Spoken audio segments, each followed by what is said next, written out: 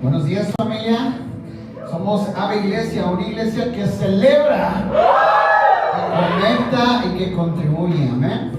Gracias a Dios por su fidelidad. ¿Cómo vieron los cantos? ¿Se gozaron junto con nosotros? Es un tiempo de celebrar a Dios, es un tiempo de estar en comunión con Él. Y no solamente eso, sino acercarnos a la presencia de Dios. Yo traigo un mensaje corto para hoy. Porque ¿cuántos tienen hambre?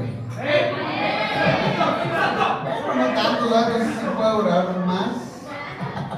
Sí puedo durar mucho más. Y yo le titulé hoy, Emmanuel, Dios en medio de nuestro caos. ¿Cuántos han pasado estos días de caos?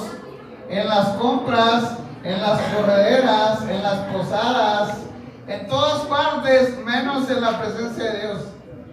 Hemos pasado a lo mejor caos en nuestra vida, problemas, dificultades, situaciones complicadas, enfermedades, pero ¿sabe qué? Dios quiere que hagamos un alto y veamos Emmanuel, Dios en medio de nuestro caos. Vamos al versículo Mateo, traigo Mateo 1:23, si lo puede poner por ahí en su celular o en su Biblia. Mateo 1:23 dice: la Virgen concebirá y dará a luz un hijo y lo llamará Emmanuel, que significa Dios con nosotros. A ver, repítalo conmigo. ¿Qué significa? Dios con nosotros. Voltea con el que se sigue. Dios con nosotros, dígale. Dígale, Dios contigo, dígale. Y otro versículo que traigo es Isaías 9:6, dice: porque un niño nos ha nacido, un hijo nos ha sido concedido, sobre sus hombros llevará el principado y su nombre será Consejero Admirable, Dios Fuerte, Padre Eterno, Príncipe de Paz. Amén. ¿Cuántos necesitamos al Príncipe de Paz en nuestras vidas? ¿Oramos? Señor, gracias por tu fidelidad, gracias por tu amor. Gracias porque podemos celebrar tu momento, Señor, con cantos de adoración, Señor, con cantos dedicados a ti, Señor. Pero hoy queremos aprender de tu palabra, Señor. Abrimos nuestro corazón, abrimos nuestra mente, Señor, y estamos atentos a lo que tú tienes para nosotros hoy. Gracias por tu fidelidad y gracias por tu amor. En el nombre de Jesús. Amén. Amén. Hay un misterio científico de la NASA que dice que cuando tú empiezas a guardar los focos de Navidad en enero, ¿cuántos empezamos a guardar los focos de Navidad en enero? Del arbolito y de toda la casa. Mi esposa los empieza a guardar como en abril, porque ya no se le acaba tan rápido la Navidad, y los empieza a sacar como en septiembre, o sea que nada más de abril a septiembre no tenemos Navidad, pero todo lo demás del año tenemos Navidad. Pero hay un misterio que la NASA no puede resolver, que parece que los focos de Navidad tienen una lucha en la caja donde están, ¿verdad? Y empiezan a luchar los focos, y cuando tú los vas a sacar de nuevo, está todo enredado. ¿Sí o no?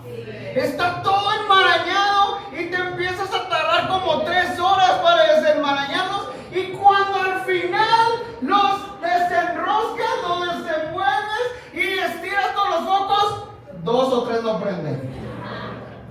Y empiezas a buscar la falla ahí donde está, ¿no? Empiezas a darle vueltita y movimiento a cada foquito, a ver si logra prender, a ver si están conectadas. Pero te das cuenta que cuando mueves otro foco, ya la mitad no prendió.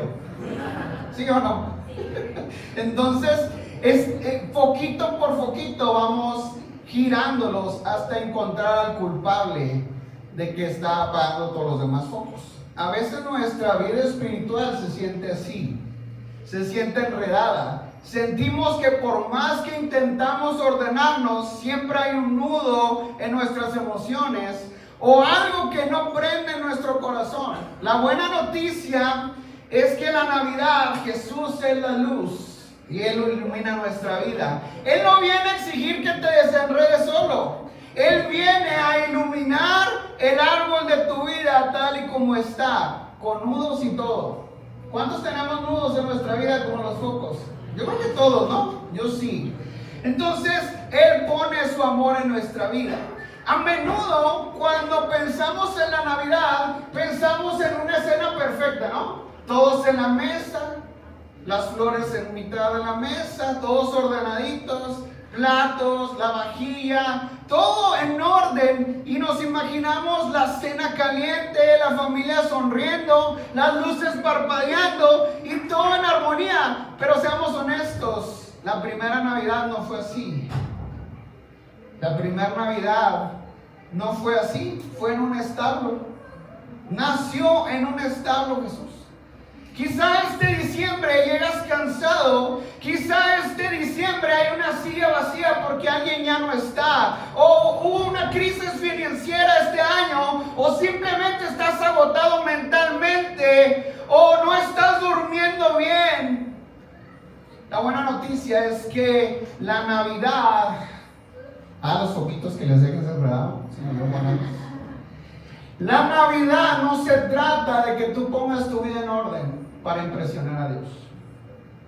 No se trata de eso la Navidad. La Navidad se trata que Dios bajó al desorden de nuestra tierra para estar con nosotros. Dios vino y habitó entre nosotros. Entonces hoy quiero que exploremos la palabra Emmanuel. Y el primer punto que traigo es la promesa en la oscuridad. ¿Cuántos sentimos que este año fue oscuro?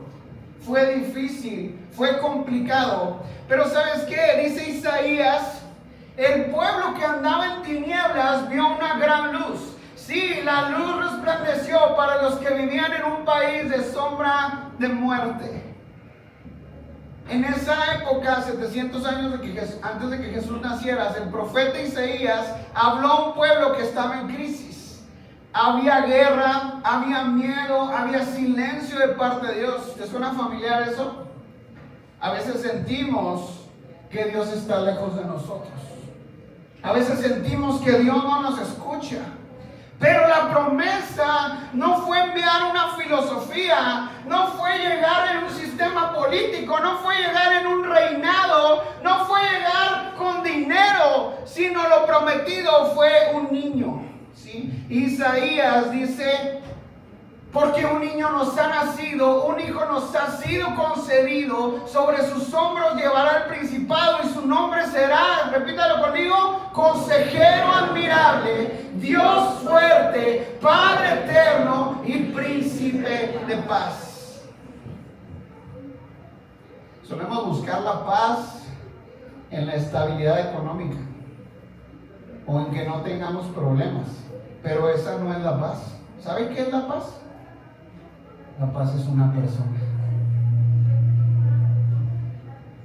y se llama Jesús.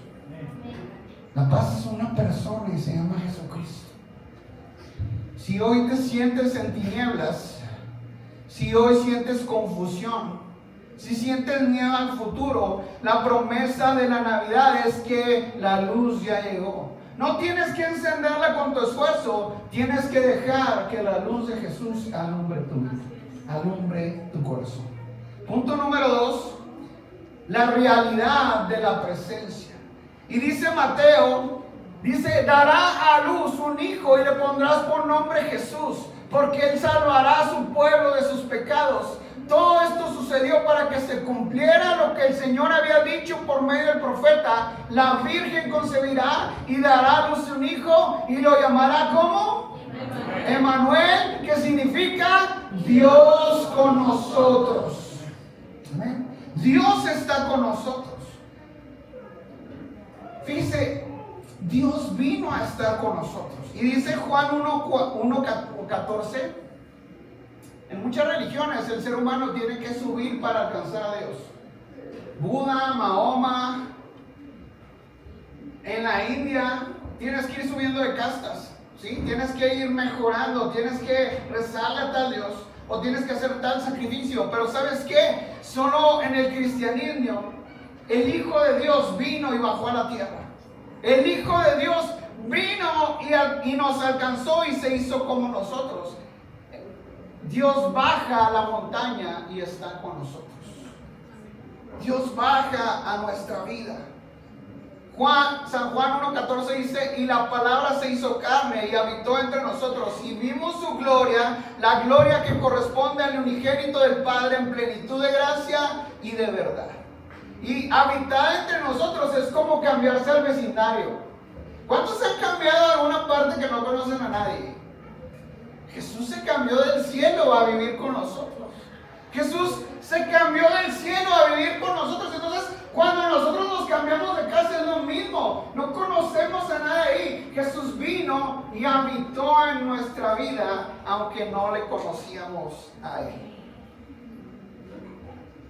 En el mismo barrio que usted, en el barrio de la tierra. ¿Sí? Jesús nació en una cueva sucia.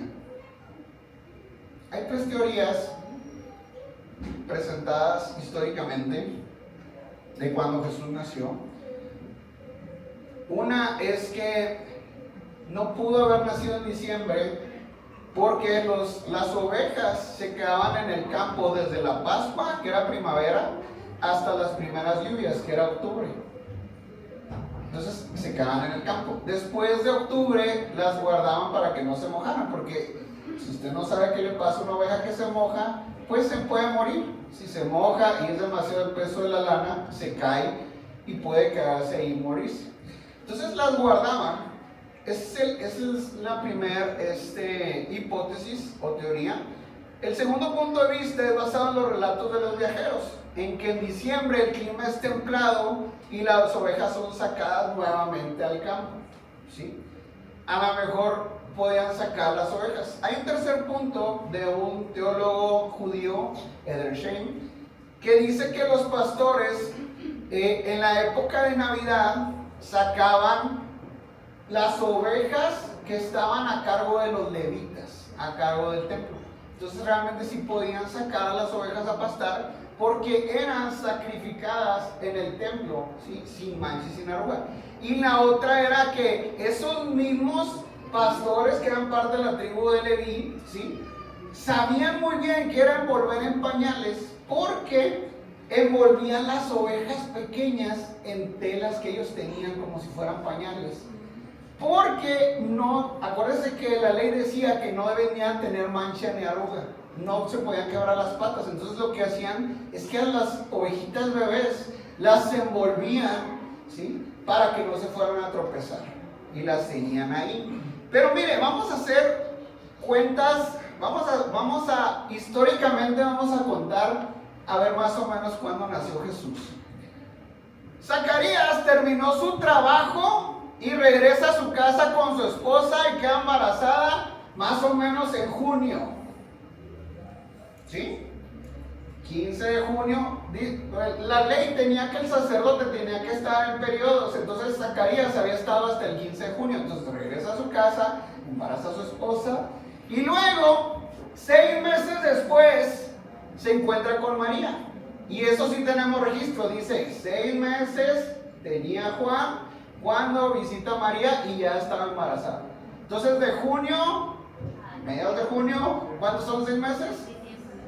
Diciembre, ok. Entonces Jesús no nació en diciembre, Jesús fue concebido en diciembre, ¿sí? Y había la fiesta de las luces, ¿sí? Jesús es la luz del mundo. Y luego, si Jesús fue concebido en diciembre, ¿cuándo nació? 9 meses, septiembre. Pero fíjense, hay algo bien curioso aquí. Septiembre es la fiesta de las cabañas o el Sukkot. ¿Sabe qué significa esto? Dios los sacaba al pueblo a hacer cabañas y era una fiesta alegre. Pero él decía, yo estoy con ustedes. Y Jesús vino a estar con nosotros. Jesús vino a estar con nosotros. Se cumplió la profecía. Y 9 meses después llegan las fiestas de las cabañas. Y Jesús nace en septiembre, según la historia. Nació en un establo, lo pusieron en un pesebre. Sus primeras visitas no fueron reyes, fueron pastores. Probablemente la cueva estaba sucia, probablemente el pesebre era un comedero de animales lleno de saliva y olores. Los pastores no eran personas populares. Eran personas que trabajaban por un salario. ¿Por qué Dios haría esto? ¿Por qué no iría a nacer en un palacio de mármol? ¿Por qué no sería el rey de esa época? Porque Él quería ser accesible a ti y a mí. Porque Él quería hacerse accesible. Si hubiera nacido en un palacio, solo la élite podía acercarse. Pero como nació en un pesebre, cualquiera podía acercarse a Él. No solo los fifís, no solo los de billete, no solo los nice, no solo los de tenis de Altrama. Todos tenemos acceso a Jesús. Todos tenemos acceso al Dios con nosotros. ¿Y qué significa Dios con nosotros? Dios con tu ansiedad, Dios con tus dudas, Dios con tus fracasos del 2024. Dios no espera que estés limpio para estar contigo. Él viene a tu pesebre para limpiarte Él mismo. Él viene a limpiarnos a ti y a mí. Y el último punto, el propósito de su venida. Gálatas 4 al 5 dice: pero cuando se cumplió el tiempo señalado, Dios envió a su Hijo, que nació de una mujer y sujeto a la ley, para que redimieran los que estaban sujetos a la ley, a fin de que recibiéramos la adopción de hijos. ¿Para qué vino? No solo vino a ser un bebé tierno en diciembre, vino con una misión. Vino con un plan para ti y para mí. La madera del pesebre eventualmente se convertiría en la cruz. La madera simbolizando el pesebre se convertiría en la madera de la cruz. La Navidad sin la cruz es solo una fiesta cultural, pero con la cruz, la Navidad es el inicio de nuestra libertad. Con la cruz de Jesús, Él inició nuestra Navidad. Él nació para morir, para que nosotros que estábamos muertos pudiéramos nacer en la vida eterna. Él murió por nosotros, Él nació y murió por nosotros para que tú y yo tuviéramos una vida eterna completa, una vida eterna sin restricciones, solamente decidiendo por Él. La cruz es símbolo de reconciliación. ¿Y sabe qué? La cruz es símbolo de reconciliación con Dios en lo vertical. Y la cruz es símbolo de relación, de reconciliación con las relaciones con los demás en lo horizontal.